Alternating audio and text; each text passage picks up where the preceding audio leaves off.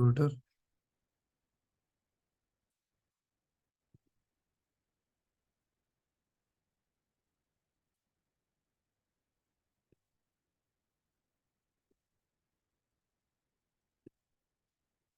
Okay, we'll start with the prayers.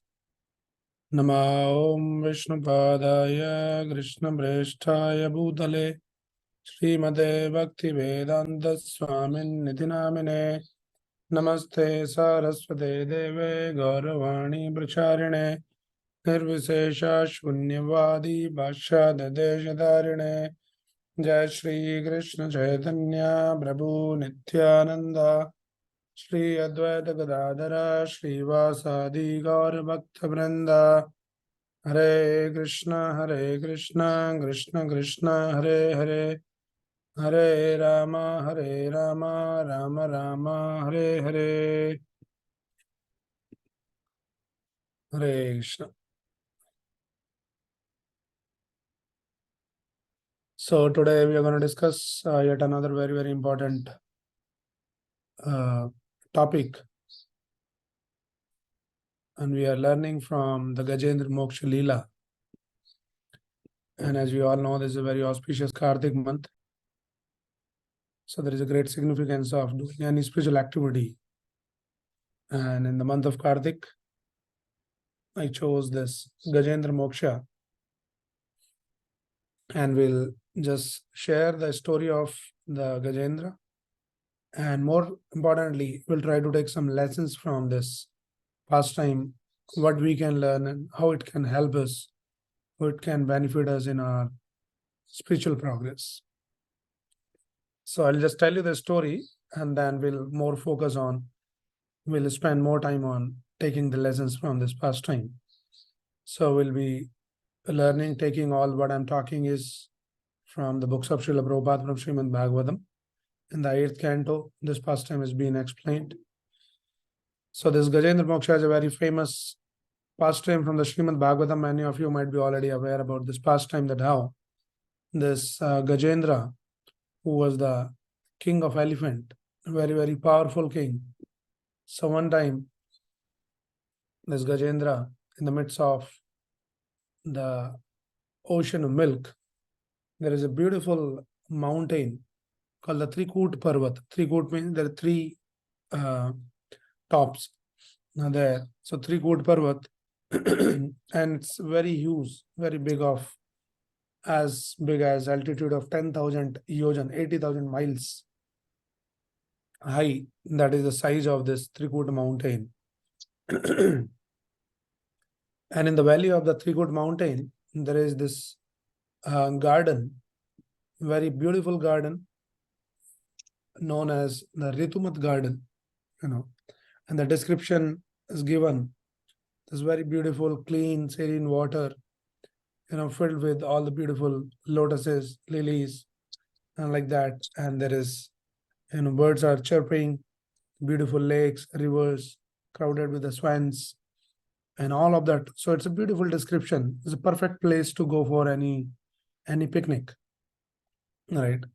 So one time, this Gajendra, along with his family, female elephants, and with some small, kids, small elephants, they decided to go for a picnic in the Ritumat garden. They goes there. It's a beautiful place as a family time. They're just enjoying in the water. And then Gajendra, his life has been explained as, very powerful person, very hardworking, very responsible, nice family, nice children, go for the, recreation, enjoying their splashing water with each other. It's a perfect picnic place. And mute someone. Yeah. And then when he goes in the water, it's cold water, very nice. He got relieved from the fatigue and drank that nice, clean, sweet water, nectarian water, and then started sporting with his family and friends. So when that was all going on, and because this big elephant, powerful elephant, along with his all other elephants, he was kind of creating some disturbance in the water. So then what happens, that aquatics, the living entities who lives in the water, they got disturbed. They say, who's this person? Creating a lot of turbulence here in the water, disturbing us. So they goes and report to their king. And the king of the water was this crocodile. And they just go and they say that, somebody is there. And then it's creating a lot of disturbance. Please help us. So this crocodile come there. And then when crocodile come, while this Gajendra was enjoying, playing, having the fun time with his family, picnic time, and suddenly he realized that somebody under the water, catch hold of, clapped his feet under the water, and it's a very strong grip. And this Gajendra, as it has been explained, is a very, very powerful entity. So what happens? He was very confident. He says, "What is this? Who is this? Tiny entity under the water. So I'll just give one kick and I'll just throw away this, whoever it is who's trying to catch hold of my leg." So he was very powerful. So with his power, with his strength, he tried to whirl his leg, and he thought maybe just with one kick, that whatever this living entity is trying to catch my feet will be thrown away. But then he realized he did that, but still he was under the grip. And he thought, who is this person? What is this person? Who is that entity who is holding me so tightly? He says, okay, let me put little more strength now this time. And then again, he tried. And then he realized 2 times, 3 times, 5 times. And he realized, no, I'm not able to get rid from this clutch. So something is very powerful here. Then he literally started getting into kind of a fighting. So he was fighting for a few hours. And then 1 day, then 2 days, 1 week, 1 month, 1 year. And they goes on fighting for 1,000 years. So the Gajendra, the king of the elephant, and this crocodile, they're fighting for 1,000 years. Gajendra was very, very powerful. He was very confident. Nobody ever defeated him. And then he was wondering, like, what is this? It's been already 1,000 years fighting, and is not able to get rid from that strong clutch of that crocodile. He started panicking now after 1,000 years because started losing his strength. So crocodile, being the animal of water, crocodile was driving a lot of strength in the water, but the elephant, the Gajendra, as being the alien to the water because he is the animal of the land. So when he was in the water, so then he started losing the strength after 1,000 years of fighting. And then he started becoming hopeless. And then he started calling out, and all other family members, like all female elephants and other the small elephants, is kid elephants, they're all standing. They're also getting panicked. Oh, our father is in great trouble and they're fighting and he's not able to get rid from this problem. We should help. And they're trying to pull him with his tail and all that, but they also couldn't help. Now they're standing and they're crying, the small kid elephant, and then female elephant, they're shouting and crying, help, help. And this Gajendra was also actually asking for the help. Right. So when this fight continued for 1,000 years, and then he started losing the strength, and then he started feeling helpless, that somebody should help me. And then the family couldn't help, the wife, the children, they couldn't help. He was wondering what to do now. He was in a dangerous situation.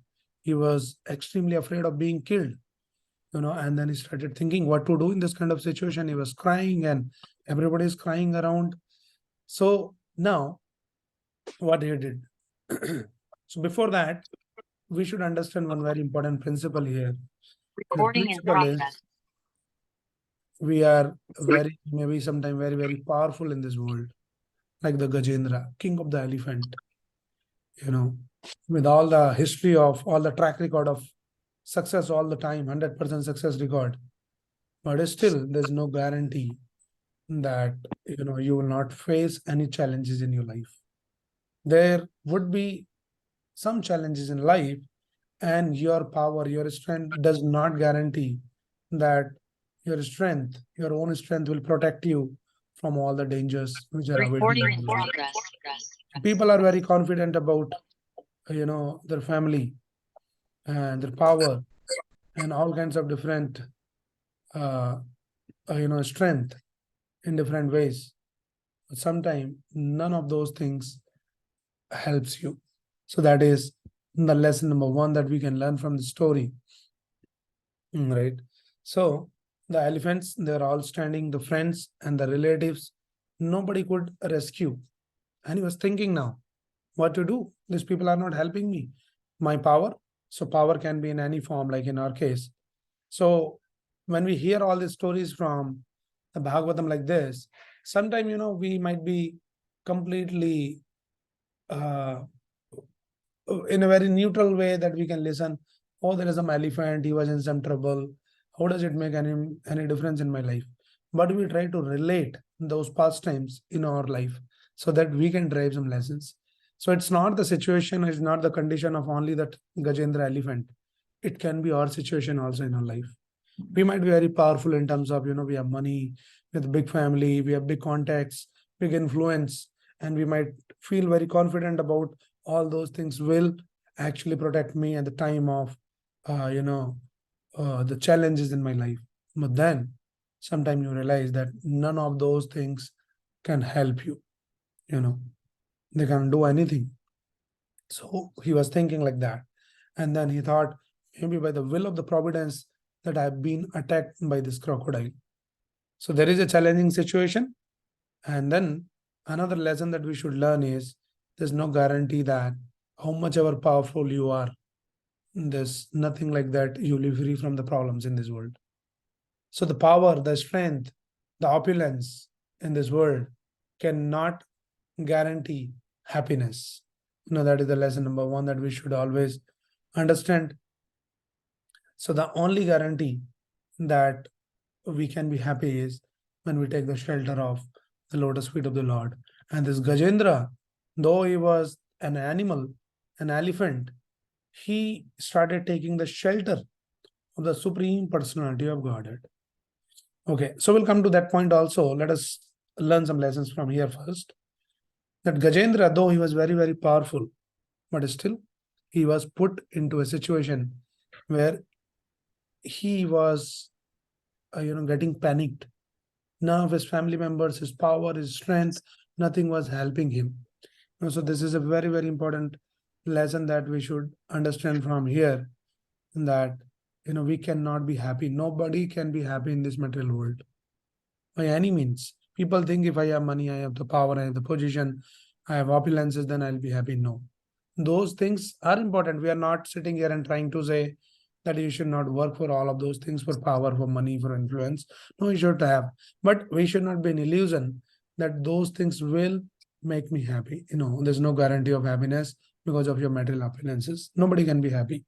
There's a real story of what Prabhuji, he shares that in Delhi, this very, very powerful, very rich person, very influential person politically, and then even economically, very, very powerful person. So one time he called this Prabhu in Bangalore. He says, Prabhuji, whenever you visit next time to Delhi, please visit me. I want to meet you. So next time when this Prabhuji goes there, and then he visited him, and when he visited him there, so then um, he met him and he says, Swamiji, I want to share something very serious with you. And then he shared that he was going through some a kind of a weird disease, and the symptoms of the disease was that he can't sit for a long time. He can't even lie down. He can't sleep, and he can't walk. He can't stand also. So that was a weird situation, the kind of a disease. But he was a very, very powerful person, economically very sound, politically very sound, very influential person. But then he was attacked by this disease. He says nothing could help. I visited almost all the doctors around the country, outside the country. Nobody could even figure out that what kind of disease it is. I can sit for it some time. I can stand. I can lie down. So I don't know what to do. So then he says to the Prabhuji, he says, uh, Prabhuji, you are a devotee, you are very close to the Lord, you are very close to Krishna. So my request to you is that you should pray to Krishna that I should die very soon. That is the situation of the people in this world. So lesson number 1 is this, that nobody can be happy in this world by any material means. There's a different equation, different formula for happiness. So that is the situation here. We see the Gajendra, though he was the king of the elephant, king of the jungle, very, very powerful. But then again, he was panicked. He was put into a situation and nobody, his power, his family, his relatives, nobody would help him. Okay. So that was lesson number 1. Lesson number 2 that we should learn from the story is that, the scriptures explains that what is my shelter in difficult times. So people in general, they think that my shelter is tesam pramatta nidanam pashyan apina pashyati deha patrakalatradishu atma sanyesu asassu api. So Bhagavatam explains that person in this world, he thinks that my deha, my body, my bodily strength, my kalatradishu, my family, my relatives, my money, my power, my contacts, my influence, in all of that, it has been explained as asat sena, asassu api. He thinks these are all my sena, this is all my army which will protect me at the time of my danger. But then Bhagavatam explained this is all asat sena. This is fake army. It cannot give you protection. So this is the lesson number 2, that we should know that where we should take the shelter. What is my right shelter? All this deha, batra, kalatra, adishu, atma sanyesu, asassu api. These are not my shelter. They are not going to help me in any way. So here you see the Gajendra, all his friends, family, everybody was standing there. They are also crying. Gajendra is also crying. They are also crying. They wanted to help, but they couldn't help. So sometimes we will be put in a situation where you want to help others. You want to help your family members. You want to help your kids. You have the right intentions that, oh, I want to help. I can see their suffering. I can see that they are in pain. They are in problem. You want to help. Your intentions are good. But apart from intention, there is a capacity also. So sometimes you have the intentions are good, but there's no capacity. Right. So this is what is the reality in this world. So sometimes we say, oh, I couldn't help. I want to help. But yeah, that is the reality. We can't help. We don't have the capacity to help others all the time. So then who can help? We should ask, we should know well that there's only one person who can help in all situations. And that person is the best in his intentions and powerful in his capacity. So sometimes people have the capacity, but there's no good intentions. In this world, you will see the people. Sometimes you will see that some friends, they're capable enough to help you, but they don't have the intention to help you. So say sometime you're going through some financial crisis and you know that your friend is very rich, he can give you some money, help you. So capable, but then he doesn't have the intention to help you. He will give some excuses. Sometimes some people have the intentions, but they don't have the capacity. He says, I want to help, but I don't know how to help. I can't help. But when we know from the scriptures that there is one person, that is Supreme Lord Krishna, he has the best of the intentions and the best of the ability and capacity to help us. So that is the right shelter. So we know then what is the right shelter. Okay. Now another lesson number next. So the elephant, being helpless and seeing that there was no other way for his protection, sought shelter at the lotus feet of the Supreme Personality of Godhead. Now somebody might be wondering that elephant is an animal, So how an animal can take the shelter of the Supreme Personality of Godhead? So let us know that, a little background story of this elephant. Who is this elephant? So this elephant, Gajendra, actually in his previous life was a king, and his name was Indradyumna. So this king Indradyumna, is a very devoted king, devotee kind of a person he was. And when one time it so happened that this king, he was sitting in meditation, and then one sage named Agastya Rishi. He came to meet him. So Agastya Rishi, when he came, and he was sitting in meditation, so he could not pay attention. He did not receive him well. He did not welcome him. So this, sage got little upset that he's the king, and he doesn't know even the basics that how to welcome, how to respect a brahmana, his sage. He's sitting like a dumb, like an elephant. So he cursed him that better you become an elephant. So that is the curse. So sometimes we wonder, like, all these brahmanas, the great sages, they're supposed to be very composed and calm, and they keep getting upset for, they keep getting offended for somebody did not respect them and all that. What kind of sage they are? So we should understand that it all happens by the will of the providence, by the plan of the Lord, you know. So because Lord want to teach us through this pastime, through this Lila, Lord want to teach us some lessons. So he cursed him, that became the elephant.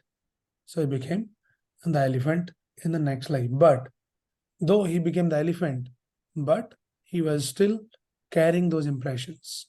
Right. So that is the lesson number 4, that whatever little you do on this path of spiritual life, it remains as always as your eternal credit.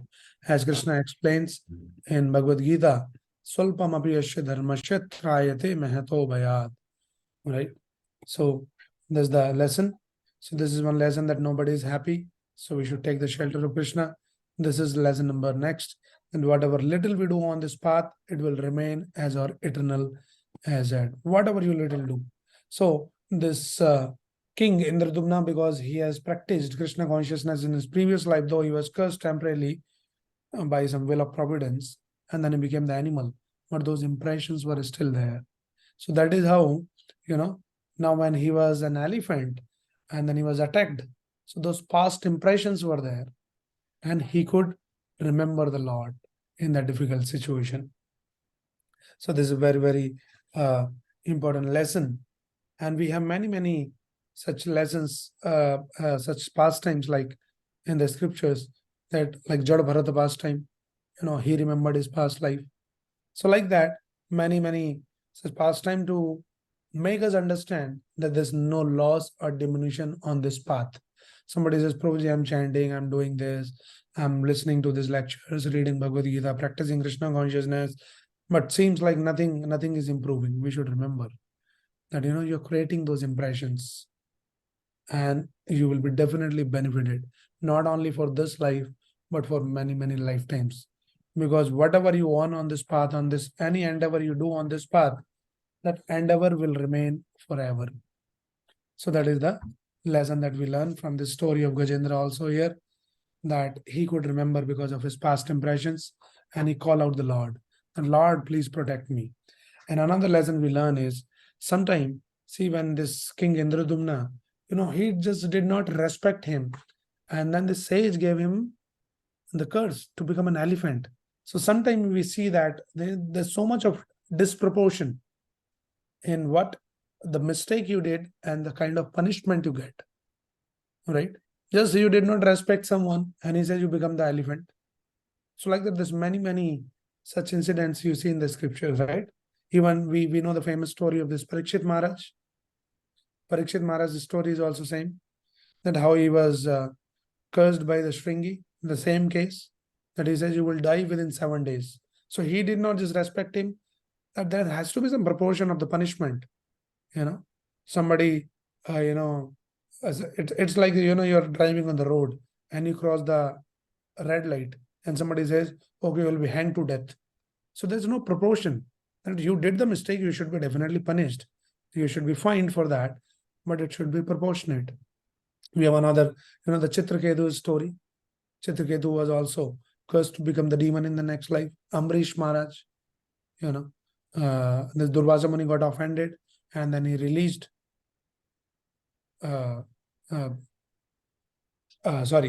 he just cursed him, and then Sudarshan comes there. So like that, and then in the last Sunday, last session, Gita live session only, we are talking about this Govardhan Lila. How the Indra, because Indra felt offended because the Brajvasis did not offer their worship to Indra. So then what happens?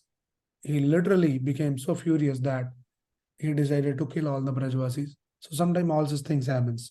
But one important thing that, and the same story here, we are seeing that Gajendra also got, uh, uh, not Gajendra, but Indradumna Maharaj got the curse to become the elephant. So what we learn from this story is a very, very important lesson. Lesson is that, we will be put into those kind of difficult situations in our life. But if we are devotee, if we are practicing Krishna consciousness, then a devotee is never impacted by all those difficult situations. That is a very important lesson. That is the only protection. If you are not a devotee, then you will wonder, like, I did some mistake, the kind of punishment I am getting, there's no proportion. So devotee is never impacted by any kind of difficult situation because it's completely dependent on the Supreme Lord. So it's just like, when we drive on the road, so there is a red signal or green signal. So when you drive on the road, you have to follow the signal. Red light means you have to stop, right? But if you're flying on the plane, in the airplane, then you doesn't really care about whether it is red light or green light. You just keep flying. So when we become the devotee, your consciousness is very high. This is called the Krishna consciousness.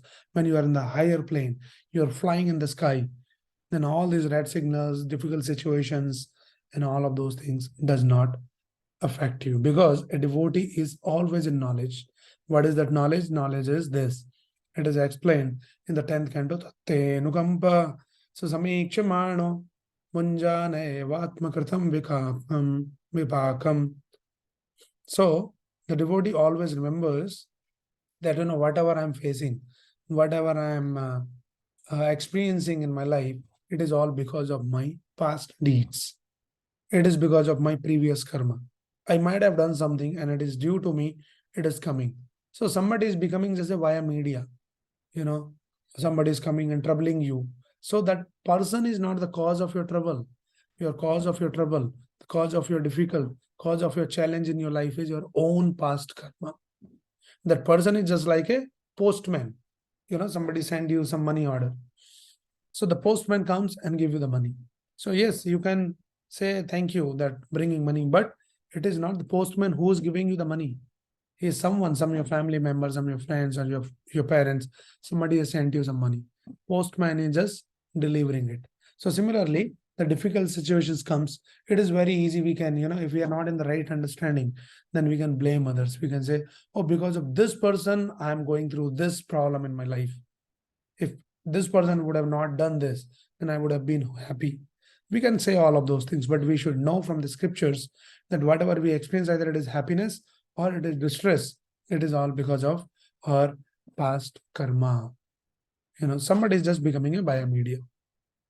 So anyway, the lesson is that sometime we are put into a situation and we might wonder, oh, why I'm put into this situation? It is so disproportionate. It is not justified. It is unjust that, I did some little mistake and they are punishing me like so heavily. All of that we can talk, but yes, you do whatever you can do to figure out the solution for all those problems. But in your heart, you should be convinced that whatever I'm experiencing, it is all because of my past karma. Somebody is just becoming a via media.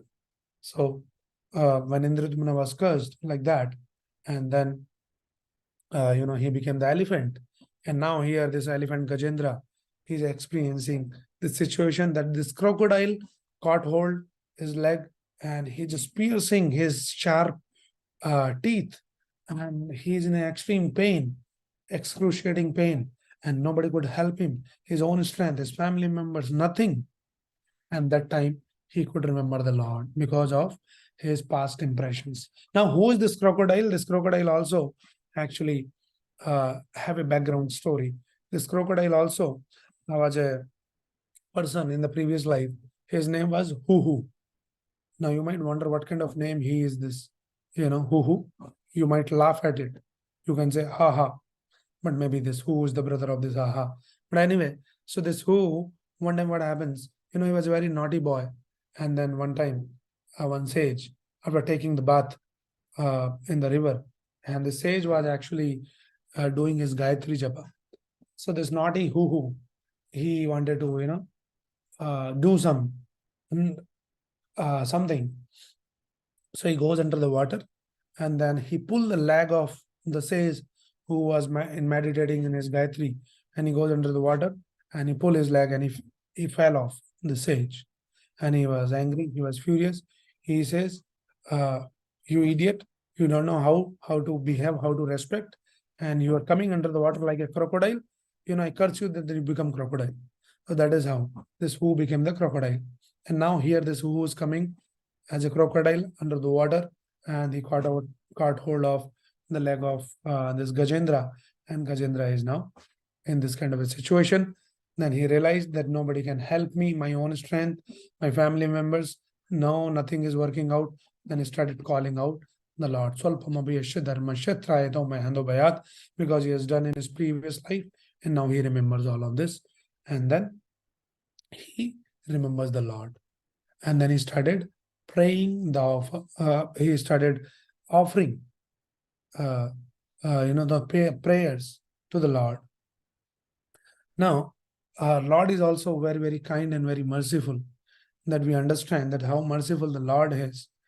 As soon as the Gajendra started offering the prayers, the Lord comes there.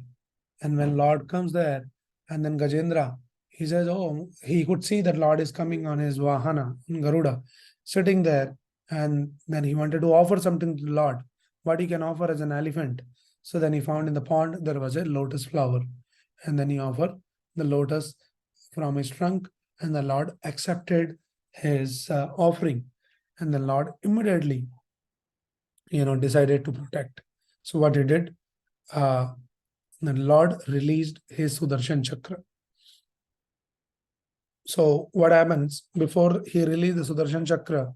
So Lord started lifting with the help of the Garuda. He started lifting this Gajendra, lifting like this. But this crocodile was so adamant, he was still not leaving the Gajendra. So he's lifting, and this Gajendra is still caught hold of his leg, catching hold of his leg like a clip. Sometimes put the clip on the cloth to dry, and you take out the cloth, but still the clip also comes. So like that, like a clip is coming. So Lord released the Sudarshan Chakra. And then he chopped off the head of the crocodile. Now, a very, very important lesson here that we can derive from this incident is this. What's the lesson? Lesson is, who got liberated first? So before Gajendra got liberated, actually, because this crocodile was killed by the Sudarshan Chakra, the Lord Sudarshan. And we know from the scriptures that, Lord's protecting or Lord's killing is all same. It's Lord's protection only. So if somebody is killed by the Lord, he's also liberated. So before the Gajendra got liberated, actually this crocodile got liberated. How? It's a very, very important lesson, because this crocodile was catching hold on the feet of the Gajendra, who was a great devotee in his previous life. So when we take the shelter of the lotus feet of a great devotee, a pure devotee, a bona fide devotee, then what happens? By their mercy, we get liberation. Right? So it is a very, very important lesson that we can drive here. And another important lesson is that, the crocodile, before he was killed, his jaws were sinking into the leg of Gajendra, and it was bleeding profusely. He was just poking his teeth, and a lot of blood was oozing out. So actually, Bhakti Siddhanta Saraswati Thakur Maharaj, who is the spiritual master of Srila Prabhupada, he says that, to make one person a devotee, to open the door for liberation for one person in this world, to make someone a devotee, it takes gallons of blood. It is not easy to make someone devotee. That is how you see the devotees in the temple. They do a lot of hard work, a lot of austerity, just to help others. The people outside, they're completely lost there. They're lost into this materialistic way of life. They don't know what is the purpose of life. And the devotees, they dedicate their life, and they spend hours and hours, and complete their whole life is dedicated to helping people, to make them Krishna consciousness. So by making them Krishna consciousness, the door to liberation is open for them. To make one person liberated, a devotee has to, to what do you say? That you had to shed the gallons of blood. So that is why we can say here, that is how we can say here that this Gajendra, he lost a lot of blood so that this crocodile got liberated. So this is lesson number 2. And also another thing is that how the Lord came there. No, we also say, "Oh Lord, please come and protect me." Like the Gajendra, when he was in problem, he was in trouble. Lord comes immediately. But we are also every day chanting Hare Krishna, Krishna Krishna, Hare Hare, Hare Ram, Ram Ram, Hare Hare. And the Prabhupada explains, the Acharya, the scriptures explains, this Hare Krishna Mahamantra is a call for the Lord, is a call that Lord, please come and help me, please protect me. But Lord is not coming. Why Lord is not coming? We are chanting every day. So Lord also should come. But in our case, Lord is not coming. For Gajendra, Lord came. Right? So here we understand that how the Lord comes. So Lord comes only when, our call is very, very intense. When we call out Lord helplessly, like Prabhupada says, how a devotee should chant Hare Krishna mantra. So Prabhupada explains that one should chant the Hare Krishna mantra like a cry of a helpless child. And a small child is there, when he cries, how he cries when he doesn't see the mother around. And the child cries from within. And then when the mother listens that kind of a cry, then mother leaves all the work. She might be busy in kitchen or whatever she might be doing.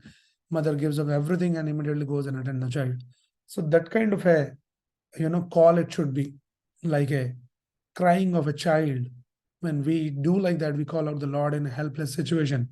Then Lord leaves everything and immediately Lord comes to rescue the devotee, to help the devotee. We see the Draupadi also, initially we know that how Draupadi, when she was stripped naked in the assembly, and Chir Haran happened, and then she was trying to hold with her hand, and she was holding the sari under, between his teeth.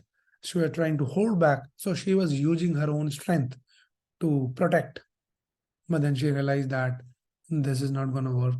And in that kind of a helpless situation, Draupadi started calling out, raising her hands, Govinda Damodara Madhavet, in complete surrenderance. And Draupadi call out, immediately Lord comes there to protect. So when the Lord comes, we should understand, we can understand from these pastimes, the Lord comes when we call out the Lord in a utter helplessness, then Lord comes here. So we see that, so Lord's mercy is unlimited, unconceivable, right? But how Lord will show the mercy, that is up to the Lord. Sometimes we want to dictate the Lord, you should come and protect me in this particular way. I'm going through this challenging situation, some financial crisis, so you should arrange some good job, some good money, some good business. So we try to dictate the Lord that how Lord should come and help. But we should understand the Lord knows the best and how he will protect the devotee. So we should just surrender. We should not make any specific demand that Lord, you should protect me in this way.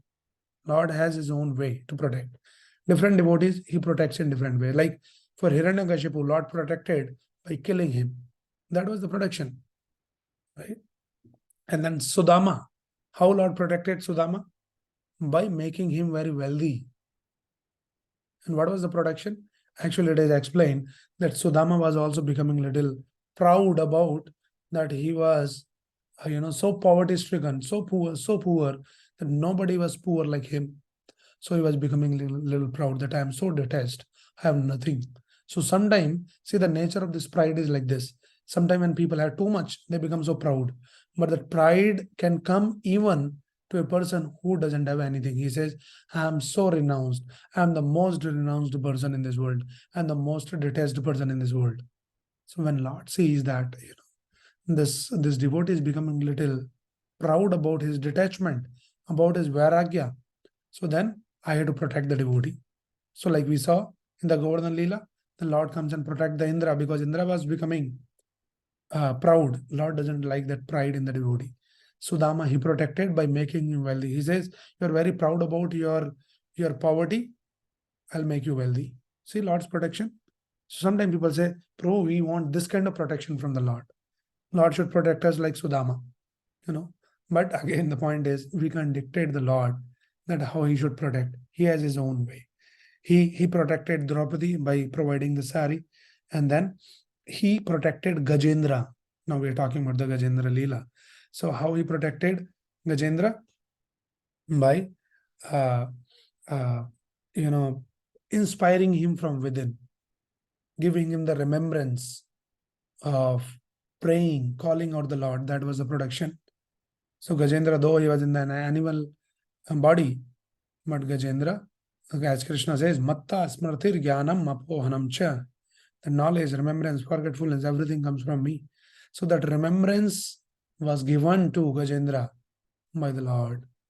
So at the right time, in the right situation, the right mood, in the right consciousness, in that helpless situation, he started calling on the Lord. So that was the protection, and the Lord appears there and he protected. So now another very, very important lesson that we should learn, that when we practice Krishna consciousness, when we want to progress in spiritual life. So sometimes we think that we can progress in spiritual life when everything is favorable. Everything should be good. Everything is all well in my life. And then, I'll practice nicely bhakti. And then there is some problem, then I cannot focus on my bhakti. I cannot remember Krishna. But sometimes we should understand that, sometimes those problems actually makes us, remember Krishna more intensely. So it's a myth. It's a lie. Sometimes, we think that problems are bad. Problems are not always bad. It depends on how you look at the problems.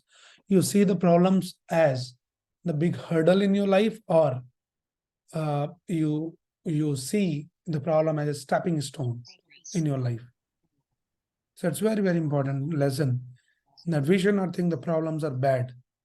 When problems are not bad, when problems make you to remember Krishna more, and they can make you more Krishna consciousness. As this famous, this doha by Kabir, dukh mein simran sab kare, sukh mein kare na koi, jo dukh mein simran kare, to dukh kahe ko hoy. जो सुख में सिमरन करे तो दुख का आएगा.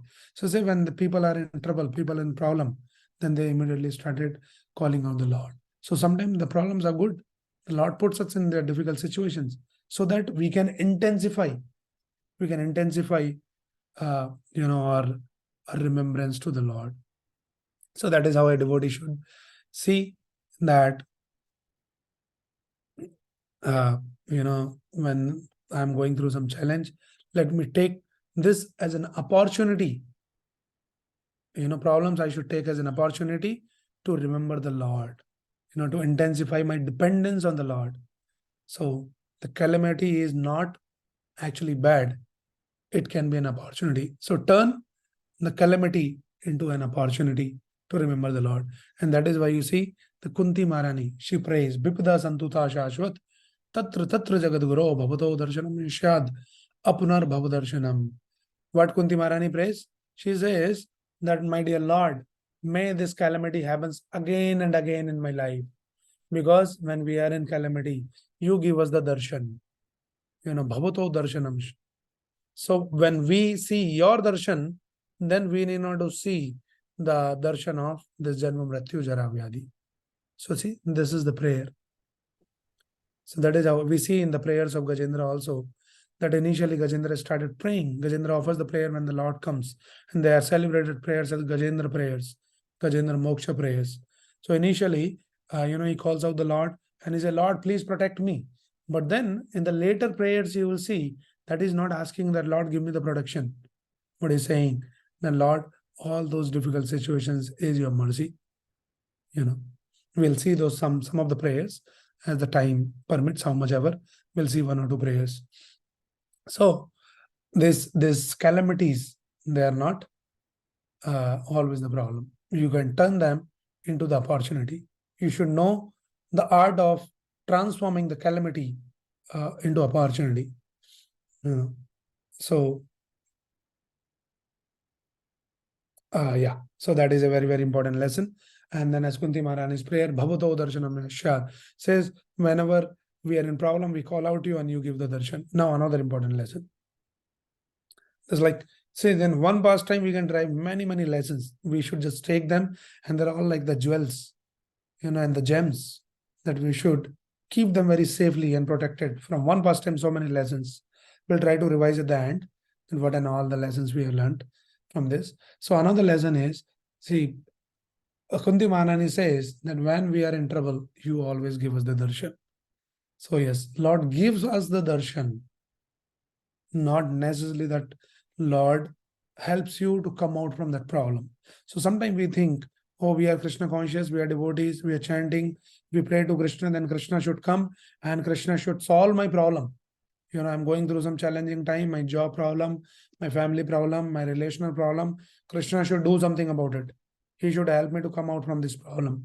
That might be the expectation for a neophyte devotee. But for advanced devotee, he never asked the Lord, please, help me to come out from this problem. It says, Bhavato Darshanam Yashyad. Lord, I'm happy by remembering you, by seeing your darshan. So far, I can remember you. I can see your darshan. I am just happy with that. I don't want anything else. I don't even ask that you please help me to come out from this challenging situation. I'm happy. So far, all these calamities, all these problems, creates, it helps me to remember you. Your remembrance is my greatest fortune. Your remembrance is my greatest wealth. So I'm already blessed to remember you. Right. So that is a very, very important lesson. Now let us look at just one or two prayers. We'll close with that. So, you can read from the Bhagavatam. These are all celebrated prayers from the Srimad Bhagavatam that he starts because of his past impressions. He remembers. It's not like that in the past, he already recited these prayers. Basically, those impressions are created. So he's chanting now. So many prayers. I took this one or two. So he says, Namo Namaste Kilkarinaya Niskarinaya Adbhutkarinaya Sarvagmamunaya Maharnavaya Namo Pavargaya Parayanaya. So like that he prays to the Lord that, my dear Lord, you are Akhil Karanaya, you are the cause of all causes. Whatever happens in life, it happens by all your sanction. Nothing happens without Lord's sanction. You are the cause of all the causes. So it's a very, very important lesson. Right? It's very easy that when we are put into some situations and we blame others, why it happened to me, because of you it happened, because of this person it happens. We should remember everything happens by the sanction of the Lord. Lord is the Akhil Karanaya, cause of all the causes, and you yourself have no cause. Therefore, you are the wonderful cause of everything. I offer my respectful obeisances unto you, who are the shelter of the Vedic knowledge contained in the Shastras like the Pancharatra and Vedanta Sutra. So like that he prays. Another very important prayer is, it's a beautiful prayer that I would recommend everyone should just, mark these prayers, this verse number, and try to read this prayer and, remember this. It's a beautiful prayer. So it says, Ekantino yashna kanchanartham vanchanti vai bhagavat prapanna atyadbhutam tacharitam sumangalam gayanta ananda samudra magnaha tamaksharam brahma paramparesham avyaktam adhyatmika yoga gamyam atindriyam sukshamam evati duram anandamadhyam paripurnamide. So it's a beautiful prayer. That is the solution, actually. Solution of all the problems. What kind of consciousness and what kind of solution to all the problems? He says, Ekantino yashana kanchanartham. See, all these devotees who was Ekantina, unalloyed devotees, the great devotees, the advanced devotees who have no desire other than to serve the Lord. They don't have any desire. They don't pray, the Lord, please protect me from this problem, that problem, nothing. Their only desire is, how can we chant, how we can serve the Lord, worship Him in full surrenders, and then also Ati Adbhutam, Tat Charitam Sumangalam. They are always merged in an ocean of transcendental bliss because they are always Tat Charitam Sumangalam. They are always listening about the Lord. Gayant Ananda Samudra Magnaha. So it's like the ocean ocean of bliss, Ananda Samudra, chanting the glories of the Lord. So these devotees, they're always absorbed in chanting, remembering, listening, the pastime, the Lila, the prayers, the chanting the holy name and all of that. When they're completely absorbed in those kind of, nectarian pastimes, then what happens? Nothing bothers them. Nothing disturbs them. No matter what kind of difficult situation they are put into, they are unaffected by that. So the last lesson today we are learning, there are many more lessons can be derived, but for the last lesson for the day is this, that we cannot eliminate the miseries. Miseries cannot be eliminated from our life. No matter if you become the devotee also, there's no guarantee. Krishna also doesn't give the guarantee that you become my devotee, there will be no problem in your life. Krishna says, Kaunteya pratijanihi name bhaktya pranashyati. Says, my devotee will never perish.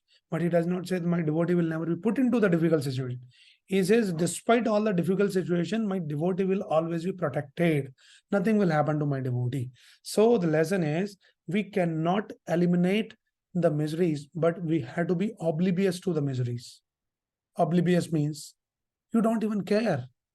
You are completely ignorant about the miseries. You don't know that there's something misery in your life because you are completely absorbed. Samudra Ananda Samudra Magnam Tacharitam Sumangalam. So when a devotee is completely absorbed in listening about Krishna, talking about Krishna, serving Krishna, chanting Krishna's name, when a devotee is completely absorbed in all of those things, then what happens? He is completely oblivious to the miseries, and that is the solution. So you cannot eliminate the miseries, but you can be oblivious to the misery. Like example is when a person is drunk, right? Sometimes you see some drunkards, they're like they're so much drunk that they don't know what is happening around. There might be so much of danger, but they don't care, right? So we should be the drunk. We should become drunk. We should become intoxicated. So it might sound very contradictory. Like one of the 4 regulative principles is no intoxication, right? But we say we should become intoxicated, but not that cheap intoxication of some liquor or some alcohol or something like that. But we should become intoxicated of Krishna Gada. We should drink the Krishna Amrita, the nectar of Krishna's beautiful, the sweet and nectarian pastimes. And when you become so drunk in Krishna's pastimes, then you become completely ignorant. You don't know what is happening around. So these great devotees are like that. They doesn't complain, they doesn't ask, they doesn't pray for any kind of thing other than the Lord, we want to remember you, we want to serve you, we want to always be absorbed in your service, in your remembrance.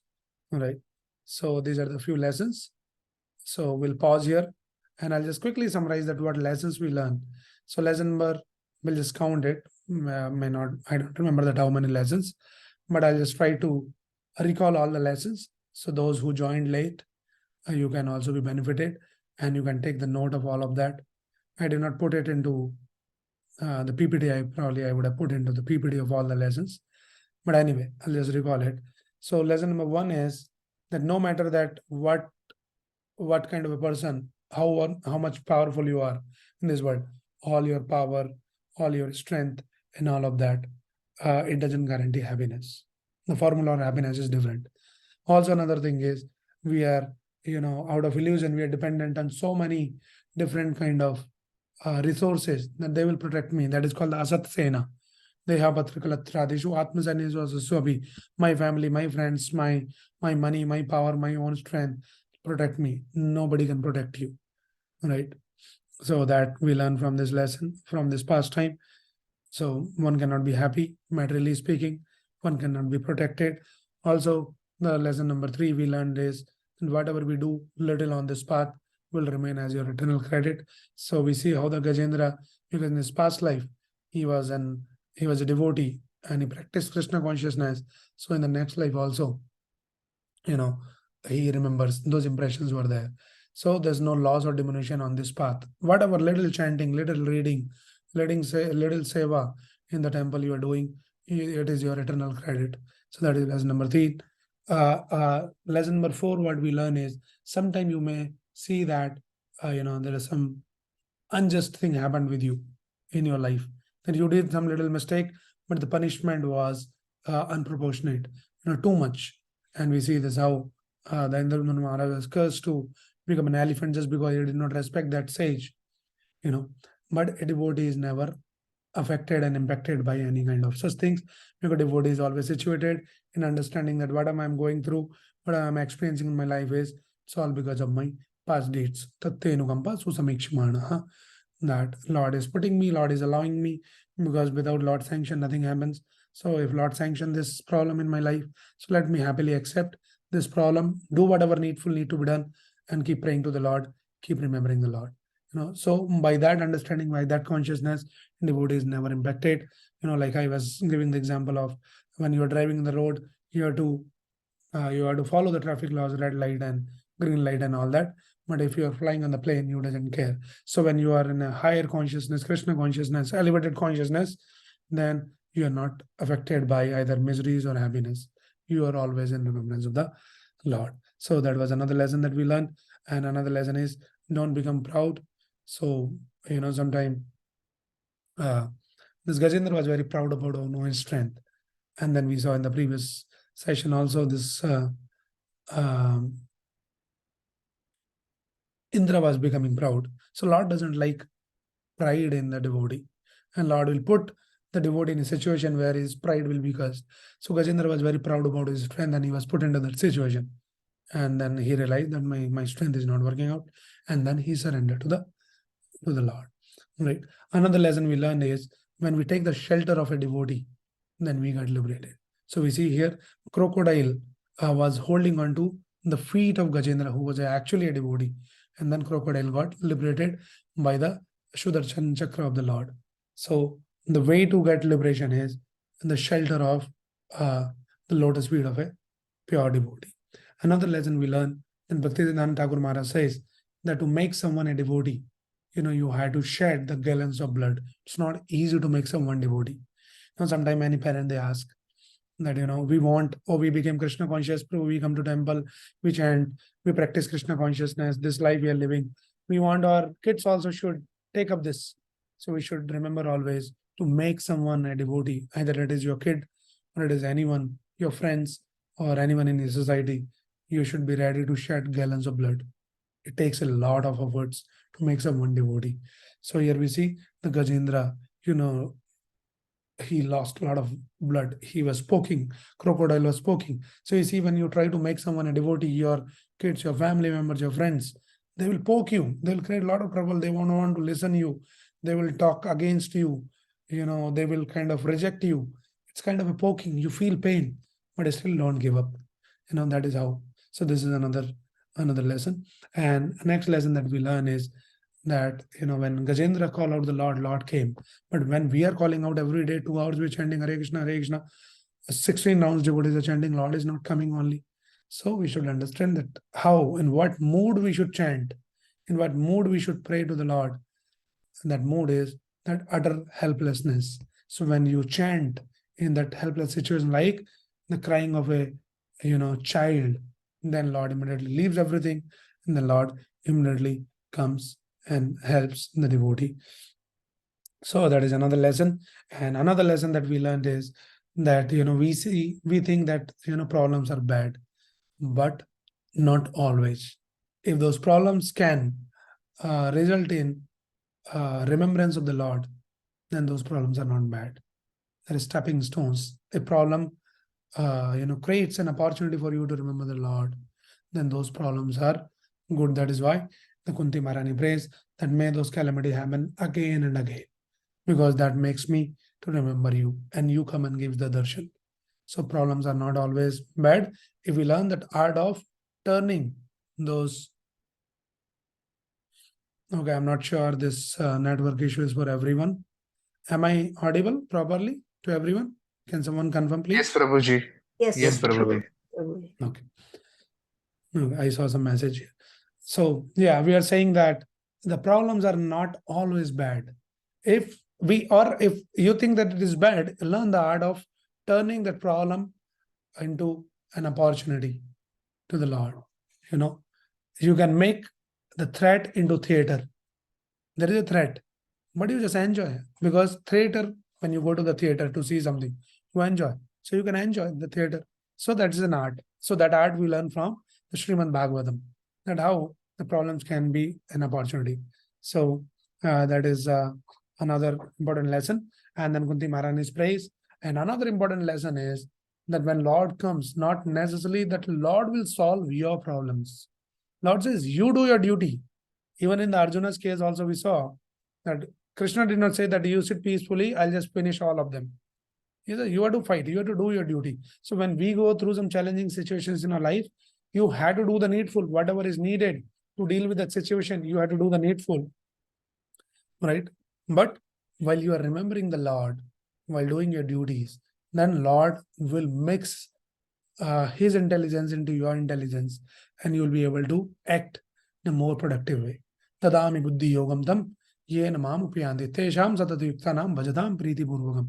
So while you're doing your duties, if you continue to remember the Lord while doing the duty, right, and then Lord will give you the intelligence so that you'll find some solution of your problem. But you have to deal with your own situation. Lord says, my devotee will never perish. So these are the few lessons. And the last lessons, wonderful lesson is that what is the solution? What we learn is the devotee is never, mm, the miseries cannot be eliminated in life, but we can be oblivious to the miseries. You can be completely in a drunken state like a drunkard. He don't know what is happening around. Similarly, a devotee, the great devotees, the advanced devotees, they're completely intoxicated in Krishna Katha, in nectarian Lila of Krishna. And with that, they're completely oblivious to what is happening around. So they're not disturbed, they're not affected by any of those situations and the problems. So these are a few wonderful lessons that we can learn from this Gajendra Moksha Lila. Let me pause here, see and anybody's any quick question or any comment on what we discussed. We can quickly take one or two questions. Yes, devotees. You can unmute yourself and ask the question if anybody's any questions. Okay, so no questions.